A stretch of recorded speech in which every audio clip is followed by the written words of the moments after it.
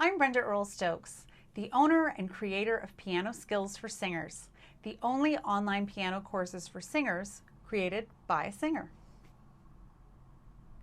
Today's tutorial is all about creating great vocal jazz introductions. Every jazz vocalist and every instrumentalist that works with a jazz vocalist needs to know how to start the song. Having a collection of introductions at the ready will help you to keep the set moving and to help improve your performance overall. What is an introduction for? Well, an introduction serves several purposes. First off, an introduction helps to set up the time and the groove. After the count off, the band plays for 4 or 8 or even 16 measures to establish the groove and the tempo of the piece. This not only gives the rhythm section a chance to warm up, but it also gets the singer warmed up to join in the music making. The introduction sets up the key center of the song, which helps the band, the vocalist, and even the audience to get centered in the key area. And lastly, the introduction can set up the emotional feeling of the song and raise some excitement. A good introduction will, number 1, clearly set up the tempo and groove. Number 2, provide the singer with the key center and/or their first pitch. Number 3, set up the right mood of the piece.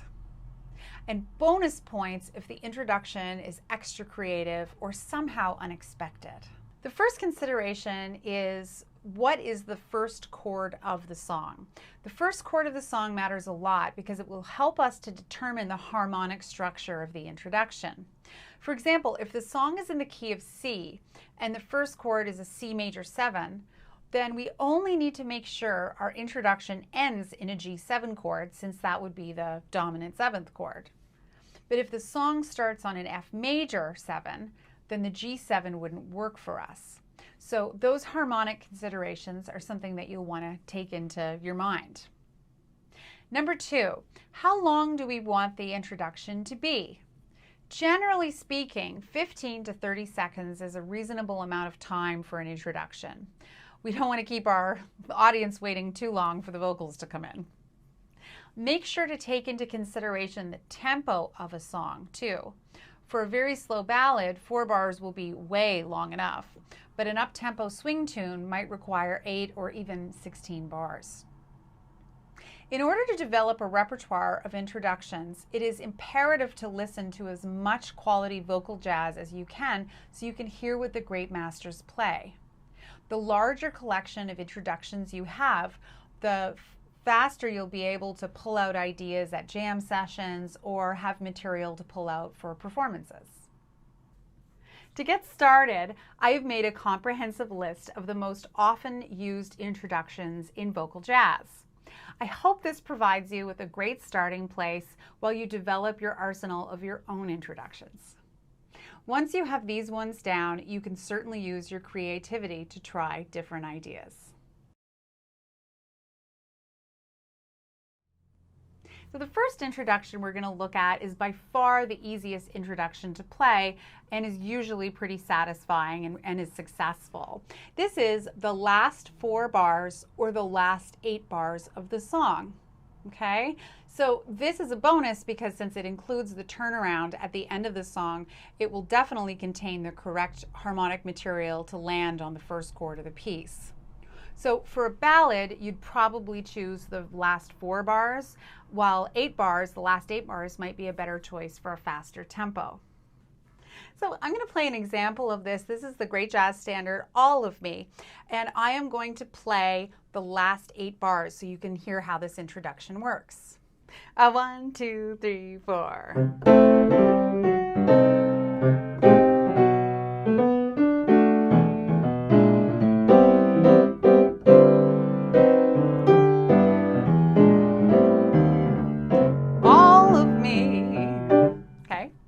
So you could see that was pretty effective.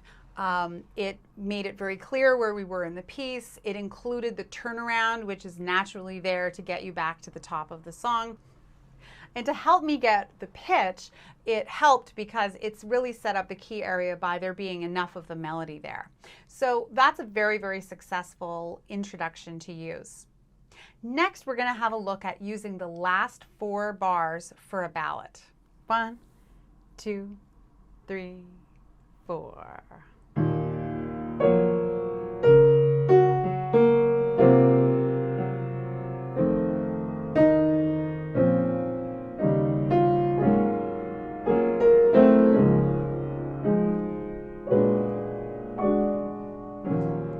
My heart is sad.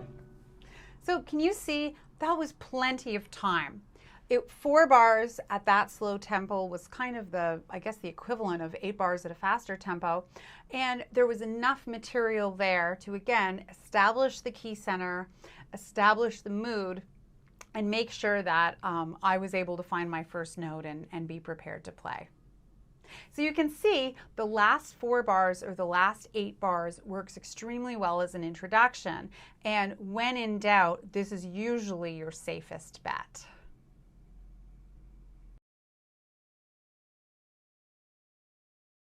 The second introduction we're going to have a look at is something I call pedal 5. This introduction works really great for ballads. It works great for faster tempos. It works great in 3/4. It's kind of a catch-all for everything. So all you have to do for pedal 5 is pedal 5 of the key that you're in. Okay, so if you're in the key of C, you're going to pedal the G, and pedal just means you're going to play the G. Okay. And the right hand is going to play the 1 chord to the 5/7 sus chord to the 1 chord to the 5/7 sus chord. Okay, so I've taken the liberty of writing some kind of snazzy voicings out for you in this section too, so you can see it. So I'm in the key of C major, and I'm going to pedal the 5th, 1, 2, 3, 4, 5. So that would be the G, and I could pedal it in 1 note or both notes. And my right hand is going to play the voicing of C major 7 chord. So I'm going to play this shape, and then I'm going to play G7 sus. Okay, so I'm playing F, A, C, and E. So that's the 7th, the 9th, the 4th, which is the sus part, and then the 13. So I'm going to go 1, 2, 3, 4. 1, 2, 3, 4. 1, 2, 3.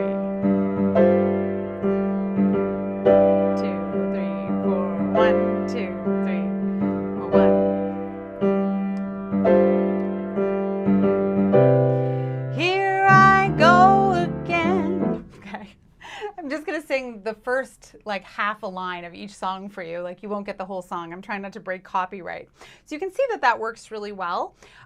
It establishes, once again, enough of a key center. And when we're pedaling on the 5, we're actually creating a little bit of harmonic tension. So it's more exciting to do that than it would just to be playing 1 to 5/7 sus, although that would work as well. So now we're going to try exactly the same thing, but we can change the harmonic rhythm. So we're, instead of doing 1 bar of C major 7 to 1 bar of G7 sus, so we're going to do 2 beats of each. 2 beats of C major 7, 2 beats of G7 sus. And so the harmonic rhythm here is a little faster, which creates a little bit more momentum, a little more excitement or tension. And just for fun, I can take this voicing I was using before and take it down the octave. So remember, I'm pedaling the 5 in the key.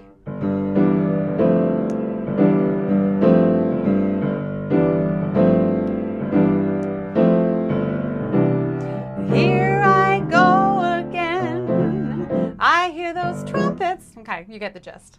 So can you see how that provided a little bit more energy and forward motion, which is always sort of a welcome thing to do. This works really well for ballads as well. If you play this slowly, it's really got a beautiful sound to it. And again, it's a relatively easy thing to kind of throw together, to just say pedal 5 and to the band, and you're good to go.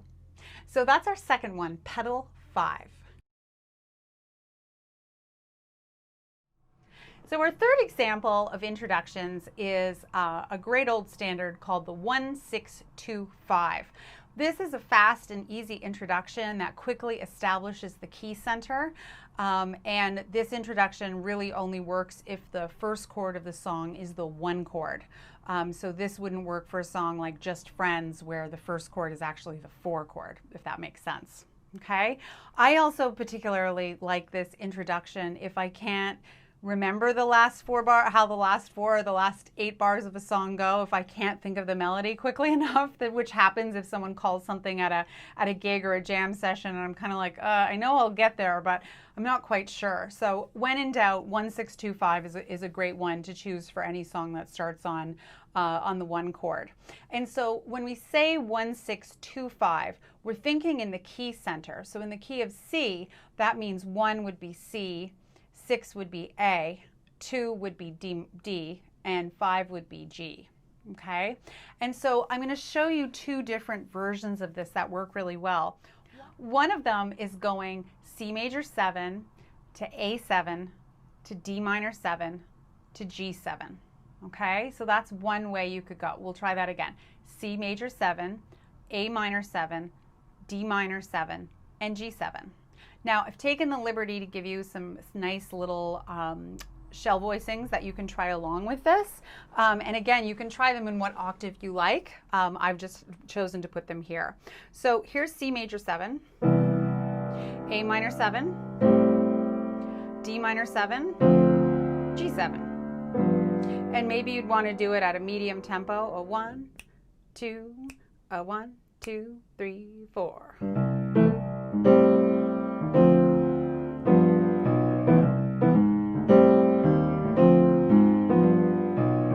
I can't give you anything, right? So you see how that works. I started out by doing kind of a broken 2. It also sounds great if you want to walk in 4. 1, 2, 3, 4.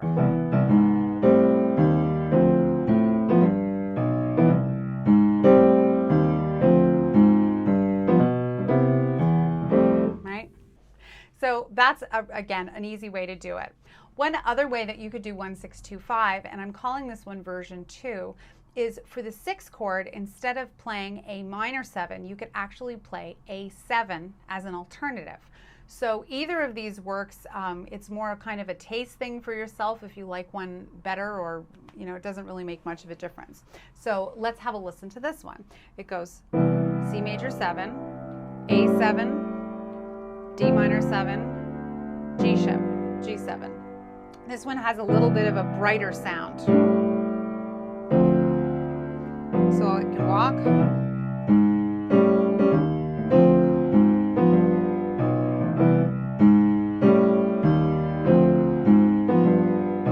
I can give you anything. So you can see that works. And then version 3 of this would be, this is the brightest version of it, where you would go C major 7, A7, D7, G7. Okay, so this one is brighter still. Might work better for some songs than others. So let's try this. So it would be C major 7, A7, D7, G7. Has a very different sound, doesn't it? So you could go.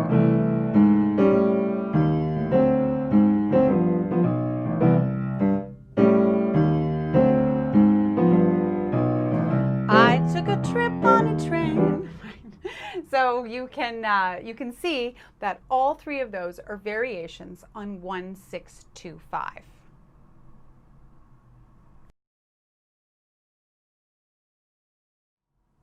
Our 4th introduction choice is kind of another variation on 1-6-2-5. It serves the exact same purpose, really, of 1-6-2-5, and this one is called 3-6-2-5. So instead of having the 1 chord, the 6 chord, the 2 chord, the 5 chord, we start on the 3 chord, okay? Functionally, the 3 chord is kind of saying the 1 chord in a slightly different way. They have a lot of notes in common, but this one has even more of a feeling of forward motion because you're not really establishing the key in the same way of being like the 1 chord. So by avoiding the 1 chord, this has a little bit more of a subtle nuance. I mean, I'm talking about this like it's like a fine wine. I'm a connoisseur of introductions. I guess I am. I play a lot of them. So let me show you how this one works. And again, I've shown you how to do two-note shell voicings on each of these so you can kind of hear them in context. So this would be E minor 7, A7, D minor 7, G7, D minor 7, G7. Okay? So 1, 2, 3, 4.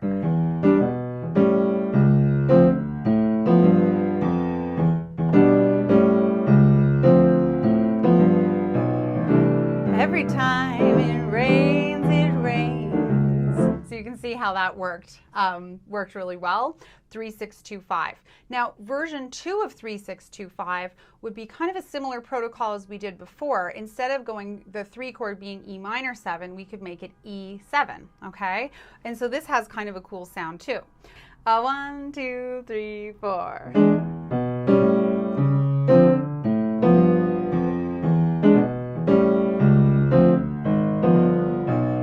Every time it rains, right? So you can see how having a dominant chord there works in a different way.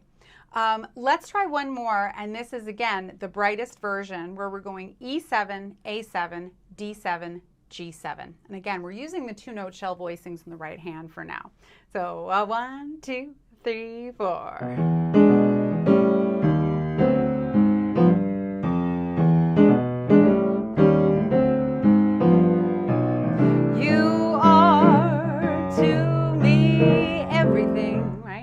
You can see how that one worked really, really well, and definitely has a brighter sound. So which one you choose depends on the song, what you're trying to go for.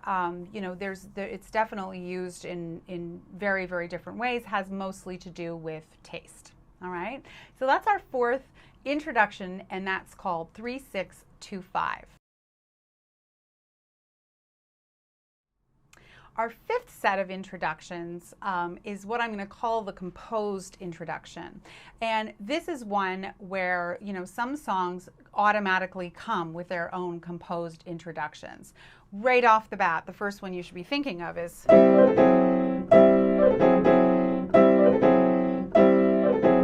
I mean, what introduction works better than that? It immediately tells us, like, that's Take the A Train. We know where we are. It sounds like a train. It establishes the tempo. It establishes the mood. So that's like the perfect intro. Another one that I think of right off the bat is the Miles Davis version of If I Were a Bell, where it goes...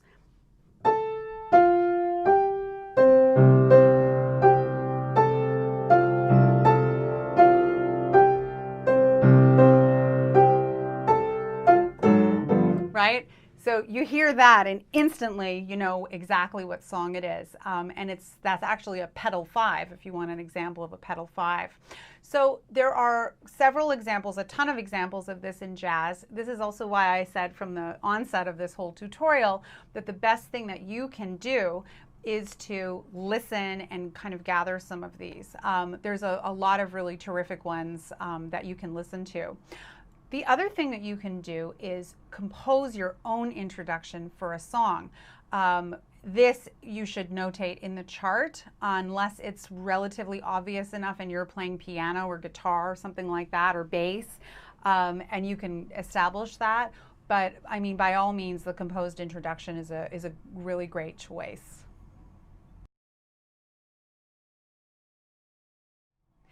Option number 6, so I'm giving you a few that are my personal favorites, and number 6 is just drums, okay? This is one of my favorite introductions because it is unexpected, and it's a great way to really bring the groove or the drums to the forefront of the piece, okay? I'm going to play you a video example of my band doing a concert where I start out with drums.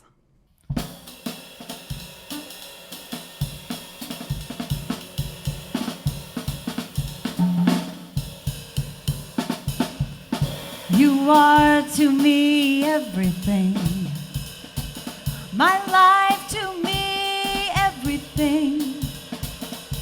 When in my sleep you appear, strange clouds of deep blue appear. Each time our lips they touch again, again. You are my favorite star, my haven in heaven above. You are everything I love. You are to me everything. What I like about having an introduction like that is it's just so exciting to start with drums. It's very unexpected and it really captures the audience ear very quickly, which is a really cool thing to try out. One thing I will tell you from personal experience is if you are choosing to do a just drums introduction, it really is important that you get your first note before the song starts, okay? I've been in that sticky situation a few times where I've had to go, what's my first note? If you are a singer standing away from the piano or the bass or something, then you could be in some sticky trouble. So make sure that you get your first note before the introduction. But I think that's one you'll have a lot of fun exploring, especially if you haven't tried that before. Number 7 is my other favorite introduction, and it's in a way kind of an orchestration as well. This one is just bass. So having just bass at the beginning creates a very intimate space for a song and can highlight both the bass and the voice in a really unique way. And this isn't really an introduction in the same way as some of the chord progressions things that I showed you. It's really an orchestration, but it's something that I think every singer should put into their repertoire of introductions. And saxophone players and trumpet players and trombone, and anybody to start out just with bass. What'll I do?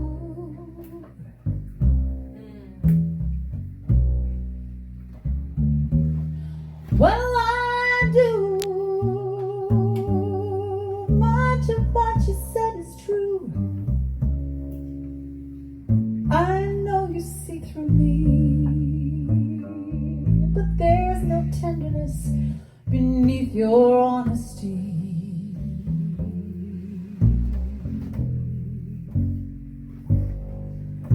Right and wrong,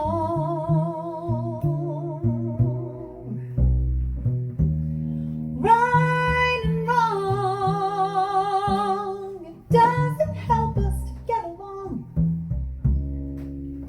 I know you care for me, but there's no tenderness beneath your honesty.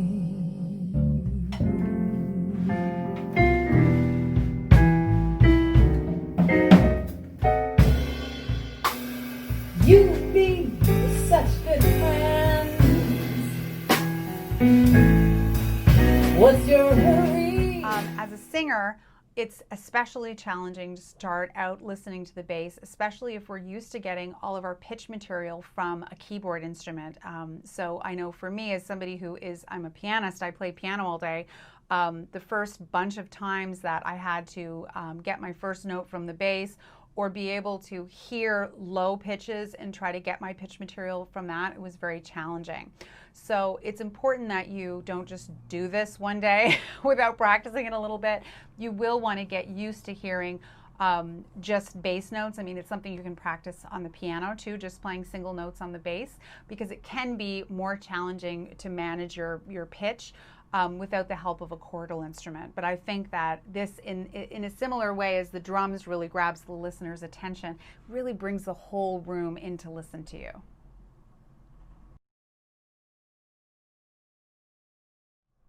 Number 8 is the bell tone.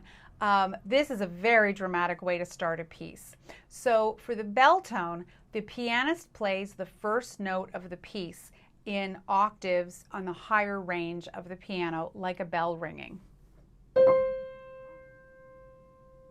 It's very clear, right? So that's the whole introduction, right? It's you'll hear Ella do this a bunch. Ella Fitzgerald is somebody who definitely uses this one, and lots of other singers do too. You have to be pretty confident with the melody to be able to get away with that, okay? The other thing that you could do is have the pianist play the fifth of the chord in the same way as a bell tone. So you could have the pianist play sad is to live in solitude, right? So I played, that song is in the key of E. I played the bell tone of the fifth. And that's another way to establish the key center. So again, something that you might throw in. It also works great for up-tempo songs, like really blistering fast songs, if you want to just have a bell tone and then boom, be into the song. So that's the bell tone. Number 9 is the rubato verse, all right? Some great American songbook standards have terrific verses that are perfect to use sort of in place of an introduction. The Gershwin song, But Not For Me, is a great example of that. There's a long verse that really sets the stage for the song, and people usually sing it rubato and then go right into the song, okay? So I'm going to give you an example of this. This is a more obscure verse, but it was the only one I could think of right now. So, through all my school days, I hated boys.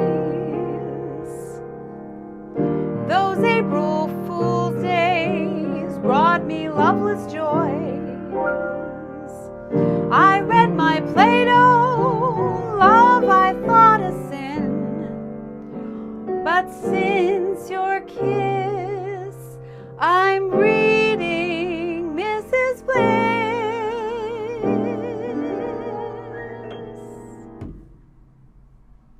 I took one look at you, that's all I had to do, right? So that's My Heart Stood Still. That's a verse, actually a lot of these verses you can hear if you listen to the Ella Fitzgerald songbooks. She recorded a whole mountain of songbooks and she sings a lot of the verses, including this one. So that's a really nice intimate way. Frequently you would do that just voice and piano like I just did, or voice and guitar. That's a really nice way to get started. And then you're kind of using the verse, which is a piece of the song that maybe people don't know as well, as a way to kind of draw them in, and then boom, you're in time. So that's using the rubato verse. So I realize that I've just given you a whole mountain of information. And with this information, I'm going to give you a couple of suggestions on how you can work on this. First of all, if you are already a jazz singer and you have some songs together, have a look through your songs and pull out the ones that start on the 1 chord, because that would be a very good piece of information for you to have, to be able to say, you know, these 5 songs that I have in my book all start on the 1 chord. And then you could practice the 1-6-2-5, 3-6-2-5. You could try a whole bunch of those different ones to see which ones you like the best with each of the songs. Really, any of them will work. The other thing that you can do is to go and have a listen and start to collect some composed introductions. So I gave you a couple of examples of that. See if there's, you know, a handful of other ones that you're familiar with. And they don't have to be composed as in like the Take the A Train one, but maybe there's something that somebody plays maybe in Carmen McRae's band, where it's definitely more of a composed than it is sort of a made up on the spot one for you to check out and experiment with. Since I've notated all of this information for you in the key of C, all you have to do is transpose it into the key that you need it in. If you're watching this and you're a jazz pianist, then it's totally on you to be able to play all of these in the 12 keys. So I strongly recommend that you do a little work to practice all of that. You can certainly use these voicings that I've written into the parts, or you can experiment with the voicings that you like. If you're a singer that has some piano skills, I think it's extremely valuable for you to sit down and get used to hearing some of these introductions as well. It is helpful for you to be able to create some of this information yourself. And this is the reason why I have all these courses called Piano Skills for Singers, because singers really do need to be able to create some of this vertical pitch information to be able to play chords and things on the piano, so you can definitely pick out the ones that you like the best. Now, as with everything in jazz, it is always a necessity to go back to the source and listen to the great masters. You will learn so much from listening to Tommy Flanagan with Ella. Bobby Tucker, who was Billie Holiday's pianist, Bill Miller with Frank Sinatra, or Oscar Peterson with everyone. He played with everybody. There are so many great ideas for introductions to be gleaned from instrumental recordings as well. So is there some Ben Webster where he plays some standards? Is there something Charlie Parker did? You know, you think of Clifford Brown. I mean, there's just a never-ending supply of information that you can get from instrumental music as well. So if you mostly listen to singers, then go have a listen to what the instrumentalists are doing, especially if they're playing standards, to get a sense. Miles Davis's band did a ton of standards for a period of time. And so is there some information you can get from that? It's important to remember that jazz is an oral tradition, and so as helpful as a tutorial like this is for you to get the basics down, really what you need to do is use your ears and your imagination and go out and see what the great masters did. I hope you enjoyed this tutorial. Please take a moment and subscribe to my channel. Leave a comment below letting me know what you thought, and if you have any requests for more content. I am always excited to be able to provide these tutorials for people to share my expertise. And if you liked what you saw today, have a look at my website, pianoandvoicewithbrenda.com, where I have all kinds of resources, free downloads, videos, and much, much more. Thanks for watching.